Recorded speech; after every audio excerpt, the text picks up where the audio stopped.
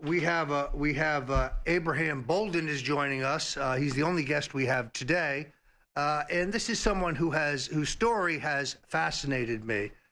Abraham Bolden served his country ably as a Secret Service agent, but because of things that he experienced on November 22nd, 1963, and in that period, and his propensity to be a whistleblower, he was penalized by our government. Mr. Bolden, are you with us? Yes, there he is. I'm with you, Roger, and thank you for interviewing me, you and Alex. Well, more people need to know your story, so I'm going to sit back and let you tell it the way you want. Tell our listeners who you are and about your service to our country and what you've experienced, because I think you have been wrongly convicted of a crime and that President Trump should pardon you. But I want folks to know why. Take it away. Yes, Roger, I heard the tail end of the conversation that you were having with Alex just a few seconds ago. And I would like to say that there are more than one way to assassinate a president. One is with a bullet, the other is assassinate his character and everything that he's trying to do. And I think that you'll find out that that's what's happening to our president today. They're trying to assassinate him alive, and I hope it doesn't work because he deserves a chance. But as far as I'm concerned, I was an Illinois state trooper before I went into the Secret Service. I went into the Secret Service as a young man. I had idealistic attitudes about the government organizations and the government functions. Now, when I went into the Secret Service in October of 1960 under President Eisenhower, I was the first African-American Secret Service agent, period.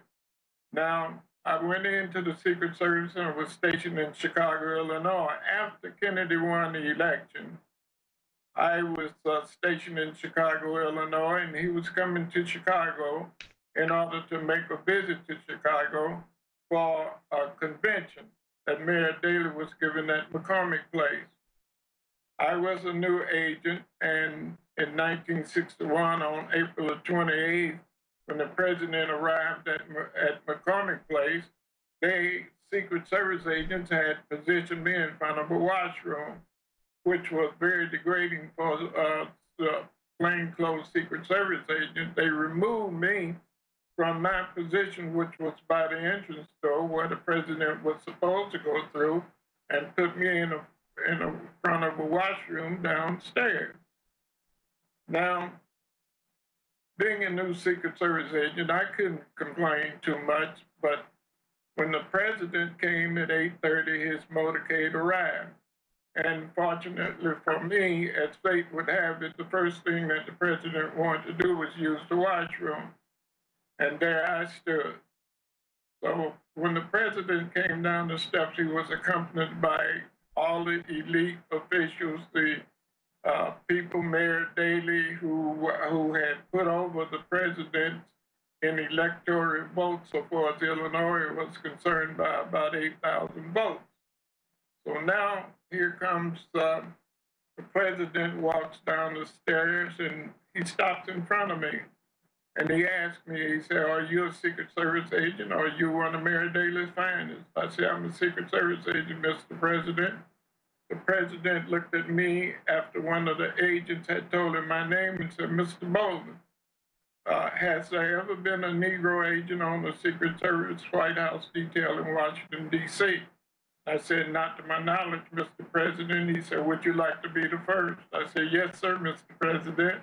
He said, "I'll be looking forward to seeing you on the Secret Service White House detail." And on June the 6th of 1961, I became the first African-American to serve on the Secret Service White House detail. And now, when I arrived in Washington, D.C., Roger, I expected there to be some prejudice because we were we were in a situation, a racist situation that was going on all over America at that particular time. So now, when the president came into office, you know, during that time, there were serious bus riots, there were racial stripes, there were lynchings, there were shootings, and there were murders, and all types of things going on that was divisive. Mr. Bolden, I'm going to stop you there. We're going to pick up your story on the other side here. Many thanks. Welcome back to InfoWars. I'm Roger Stone, sitting in for my friend Alex Jones. And it is our privilege to have with us today Abraham Bolden. Before we get to Mr. Bolden, I want to remind everybody that these informative and I think vital broadcasts really require your support. Freedom isn't free. And this is why it's so important that you support the InfoWars program by going to the Infowars.com store. Now, I have come to learn that Alex Jones and his people put no product for sale on this site that they themselves have not tested, that others have tested, that they have determined in the marketplace is the very best. If you are buying natural supplements, herbal supplements, and other very specially designed formulas, you aren't getting filler, folks. You aren't getting second-rate material. You are getting the very best, whether it is water filters or whether it is probiotics or whether it is any of their products. And of course, I particularly think it's important to support the movement with our T-shirts. The Trump-Pence 2020 T-shirt, destined for the Smithsonian, an instant classic. My favorite, the Hillary for Prison 2017 T-shirt, a prophetic piece of history. This is something you will want to have before it gets to the Smithsonian. I was really impressed at the inaugural, at the extraordinarily large number of people wearing the red "Trump is my president" T-shirt. Yes, wherever you go, say it loud, say it proud. Don't be afraid to tell liberals down at the McDonald's that you were for Donald Trump and you support the movement to make America great again. So you can make a political statement. You can help your friends and your family who agree with you make a political statement, and you can support InfoWars and the important work that is being done by here by Alex Jones and Paul Joseph Watson and David Knight and so many others. So hit the site and order up, folks. Support the movement. Let's go back to Abraham Bolden. Mr. Bolden, you had joined the White House detail in your telling, and we don't have a lot of time, but take us to the events of November 27, 1963, and let people know what happened to you. November the 22nd, 1963, I have been complaining to the Chief of the United States Secret Service and also to the high officials of the Secret Service, such as the inspectors, and told them that I thought that because of the shenanigans that were being pulled by the White House detail, some of the agents surrounding the president, that the president's life was in jeopardy. And they laughed at me and told me that I didn't see things right. They hadn't lost a president in so many years. But I continued to press forward with my anxieties about the president's life. But on November the 22nd, it came true, what I had predicted and what I had told the Chief of the Secret Service, Dewey Bauman, would happen if that the agents were not chastised for their conduct and lax of duty around the president. So when the president was assassinated, I knew quite a bit about what was being concealed from the American people. Now, here was an agency, the United States Secret Service. We had we had information concerning threats against the president's life that were highly organized. One of them was in Miami, Florida, which described the way that the president would be assassinated. And he was indeed assassinated by the same means and by the same organization, I believe, who was responsible for the assassination of President Kennedy. So now we had understanding and had members in that organization who had given us the full details about the plan to assassinate President Kennedy.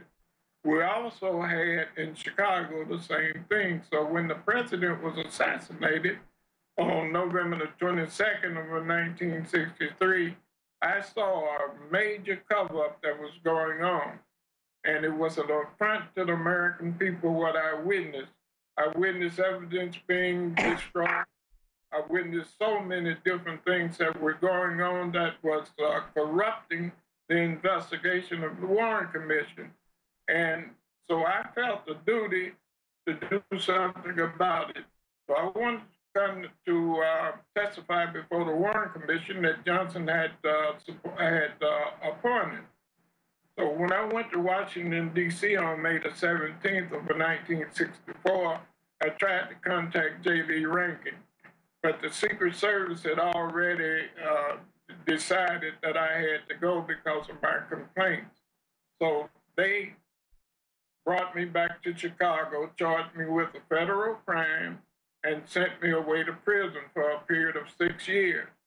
Now, when I got to prison, I knew that the Secret Service had something awful in store for me because I had heard agents who had said that if the president was a subject of an assassination attempt, they would not perform their duty. They would stand there and let it happen. They said that the president was a nigger lover and that there were things that they didn't like about him and that he was going to have little black boys marrying little white girls and blah, blah, blah. Such ridiculous statements.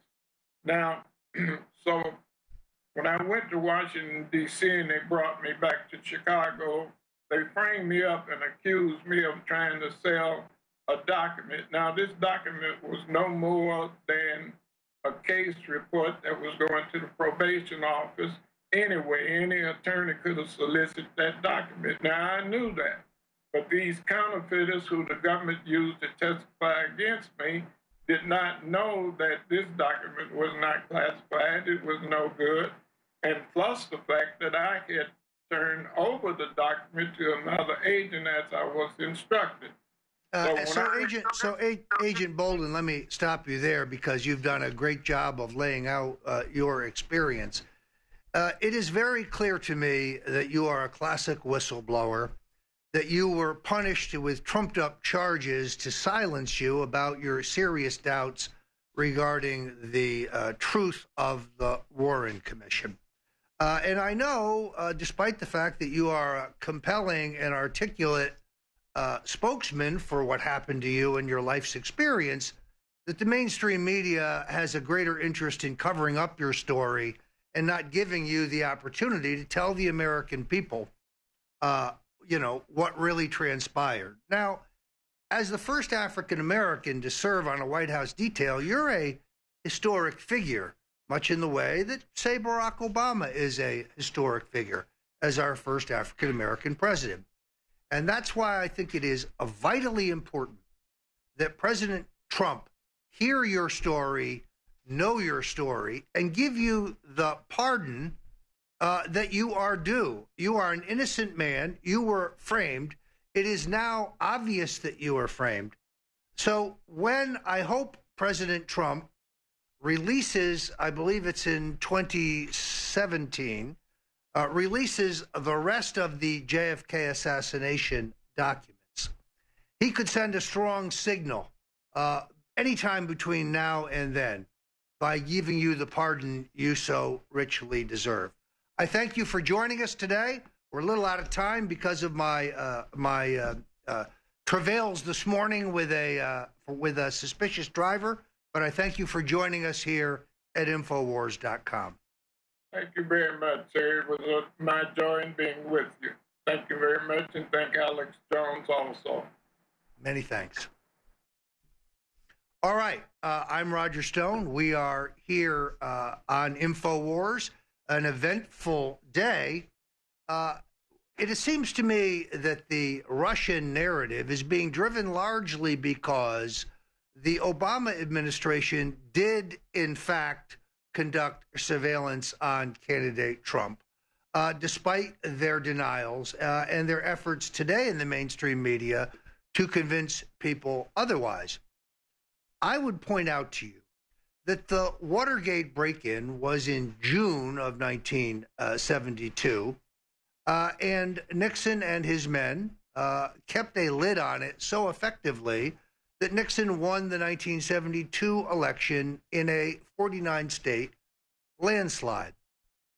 It was not until the following year, and even at that, a year later, that the dogged reporting of Woodward and Bernstein and others in the media, including the New York Times, would uncover enough illegality and enough misdeeds to cost Richard Nixon of the White House. So it will be on the question of the surveillance of Donald Trump. The idea that Trump made this up from thin air or that he read it in Breitbart is false. The government will act to conceal the proof, probably by having the actual dirty work done by a third party, most likely in this case, the Brits. I know for an absolute certainty, and at the right time, I will provide proof that, in fact, Donald Trump came under surveillance during the Bush administration as a part of a broad government program where many people were under secret surveillance. This is the collection of metadata that James Clapper lied about in front of the Congress. So candidate Trump was under surveillance long before he was in politics, long before he was a candidate for president. I believe the government had him under surveillance in both New York and Palm Beach at the end of the Bush administration and into the Obama administration. At some point, I believe this surveillance was intensified. The reason? Well, because Trump's associates were in bed with the Russians. The problem is, for them, we weren't. And they have no proof of same. The problem here is that at some point, the scrutiny of Trump, which had begun under Bush, is most likely intensified by the FISA court with FISA court approval. I believe it is correct, as Mark Levin has reported, that the Obama Justice Department went to the FISA court, the super secret FISA court, first in June and then in October of last year. In October, their request for formalized surveillance on candidate Trump was most likely approved. The smoking gun, Attack on Me, a scurrilous piece, rife with both inaccuracies and innuendos, but also contains a number of things that could only be learned through surveillance of yours truly. A story put up by Raw Story, a fake news site often used by the left, and a host of other leftist recycle shops. All those stories contain tidbits of information that could only have been gleaned if I was, in fact, under surveillance. So if this is surveillance approved by the FISA warrant, then leaking this information, the smoking gun, would constitute a felony. The same kind of felony that was committed when someone in the intelligence agencies leaked the fact that General Flynn was under surveillance. That kind of illegal leak. I have retained two prominent attorneys, former U.S. Attorney Kendall Coffey and Grant Smith, Esquire of Fort Lauderdale, not for any defensive purpose, but to examine whether I can bring an action against the government to end this narrative that Stone is under investigation and he colluded with the Russians. If Chairman Nunes of the House Intelligence Committee doesn't know enough about my interaction with Grucifer 2.0, which I have pointed out is both innocent and meaningless because of its content, and meaningless legally because of the time frame in question. It comes long after the very hack that the smoking gun accuses me of colluding with Grucifer 2.0 on. Impossible unless one had a time machine. So it is important that I have the opportunity to come before the committee. You see, Chairman Nunes, Senator McCain, they can't read my defense because Google and Twitter and Facebook are sitting on my algorithms. And many of my close friends and longtime followers in social media say that they aren't getting my tweets, that they wonder if I am okay. Well, I am perfectly fine other than a headache and a little blurred vision. But I am tired of this deep state harassment. I am never going to stand down in the fight for America. Somebody's going down, but it's not me. It's the globalists. This is why I have been targeted. This is why Alex Jones is targeted. This is why they want to censor us. The liberals seem quite illiberal to me when it comes to free speech.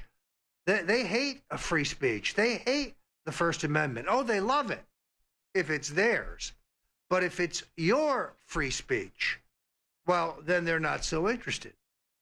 If you look up Fannie and Freddie and Infowars.com in one Google search feed, you should get a great story by Jerry Corsi exposing corruption at those agencies, but you won't find it in their search feed.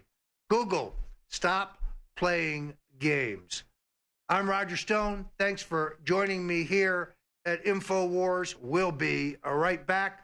Before we break, go to the Infowars.com store and grab your mint copy of The Making of the President, How Donald Trump Orchestrated a Revolution. Many thanks, and we'll be right back. I'm Roger Stone. Welcome back to InfoWars, an eventful day here. I survived what some are describing as an assassination attempt this morning when I was T-boned on my way to a speech in Orlando. I was in the passenger side. We were hit broadside by a dark-colored sedan with tinted windows. You could not see the driver. The airbags, I think, protected me from further injury. The local police took over an hour to show up to take the report. I am glad to be alive. You know what's great about the American people is back when I was ill, the result of what I believe to be poisoning around Christmas, I had literally thousands and thousands of patriotic Americans wishing me the best, inquiring about how I felt and wishing me, get well soon wishes.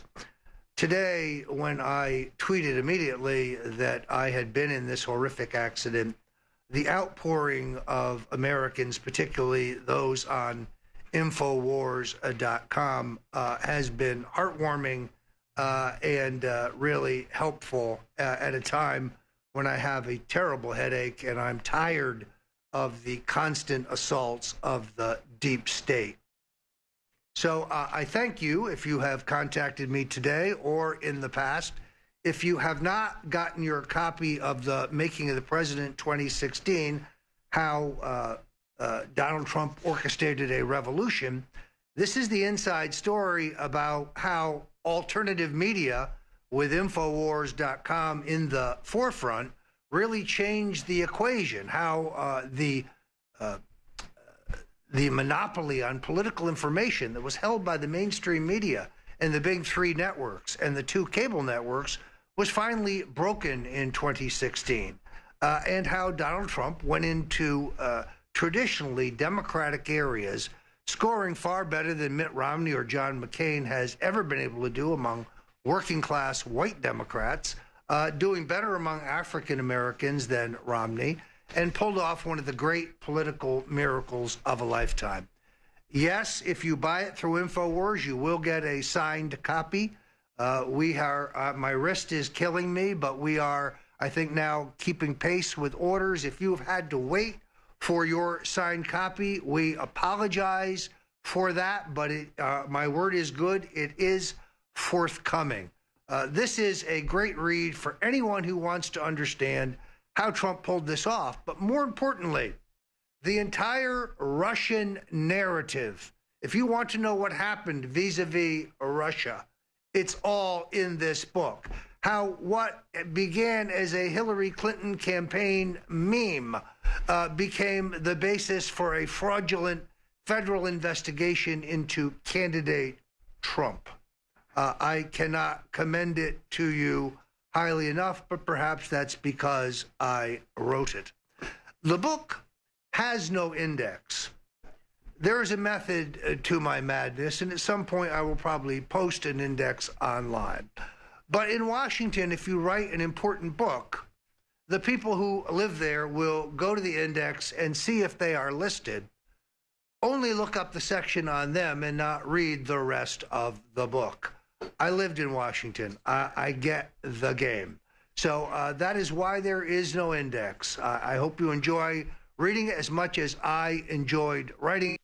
Thank you for joining us here at InfoWars. I am your temporary host with a bad headache and blurred vision, but feeling fine, Roger Stone.